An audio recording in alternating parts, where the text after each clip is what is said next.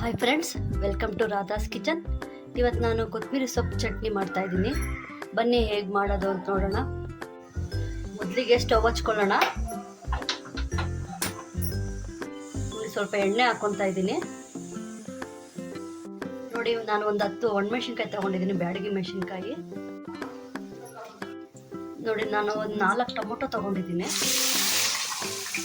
ಅರ್ಧ ಕಟ್ಟು ಕೊತ್ತಂಬರಿ ಸೊಪ್ಪು ತೊಗೊಂಡಿದ್ದೀನಿ. ಹಾಕ್ಕೊಳ್ಳೋಣ.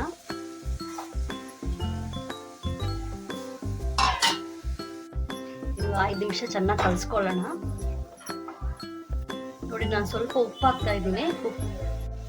ಉಪ್ಪು ಹಾಕಿದ್ರೆ ಟೊಮೊಟೊ ಬೇಗ ಮೆತ್ತಗಾಗುತ್ತೆ. ಒಂದು ಸ್ವಲ್ಪ ಅರಿಶಿನ ಪುಡಿ ಹಾಕ್ತಾ ಇದ್ದೀನಿ. ಟೊಮೊಟೊ ಮೆತ್ತಗಾಗೋವರೆಗೂ 10 ನಿಮಿಷ ಬಿಟ್ಬಿಡೋಣ. ಮುಚ್ಚಳ ಮುಚ್ಚಿ. ನೋಡಿ, ನಾನು ಮುಚ್ಚಳ ಮುಚ್ತಾ ಇದ್ದೀನಿ. ನೋಡಿ, ಇವಾಗ ಚೆನ್ನಾಗಿ ಮೆತ್ತಗಾಗಿದೆ. ನೋಡಿ, ಚೆನ್ನಾಗಿ ಎಲ್ಲ ಬೆಂದೋಗಿದೆ. ಟೊಮೊಟೊ ಎಲ್ಲ ಚೆನ್ನಾಗಿ ಬೆಂದೋಗಿದೆ. ಇವಾಗ ಸ್ಟವ್ ಆಫ್ ಮಾಡ್ಕೊಳ್ಳೋಣ. ಇವಾಗ ಮಿಕ್ಸಿಗೆ ಹಾಕೊತಾ ಇದ್ದೀನಿ. ನೋಡಿ, ಇವಾಗ ಮಿಕ್ಸಿಗೆ ಹಾಕೊತಾ ಇದ್ದೀನಿ. ನೋಡಿ, ಮಿಕ್ಸಿ ಜಾರ್ಗೆ 1 ಉಂಡೆ ಬೆಳ್ಳುಳ್ಳಿ ಹಾಕೊತಾ ಇದ್ದೀನಿ. 1 ಸ್ಪೂನ್ ಜೀರಿಗೆ ಹಾಕ್ತಾ ಇದ್ದೀನಿ.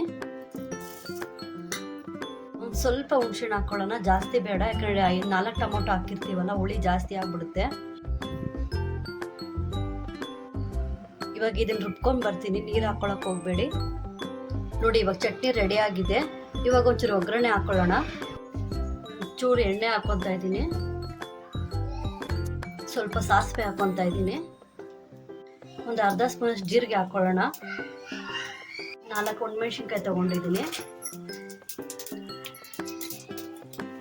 ಸ್ವಲ್ಪ ಬೆಳ್ಳುಳ್ಳಿ ತೊಗೊಂಡಿದ್ದೀನಿ, 4-5 ಹೆಸರು. ಒಂದು ಸ್ವಲ್ಪ ಕರಿಬೇವು ಸೊಪ್ಪು ತೊಗೊಂಡಿದ್ದೀನಿ.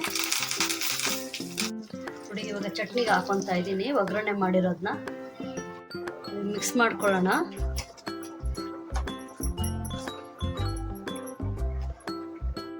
ನೋಡಿ, ಕೊತ್ತಂಬರಿ ಚಟ್ನಿ ರೆಡಿ ಆಗಿದೆ.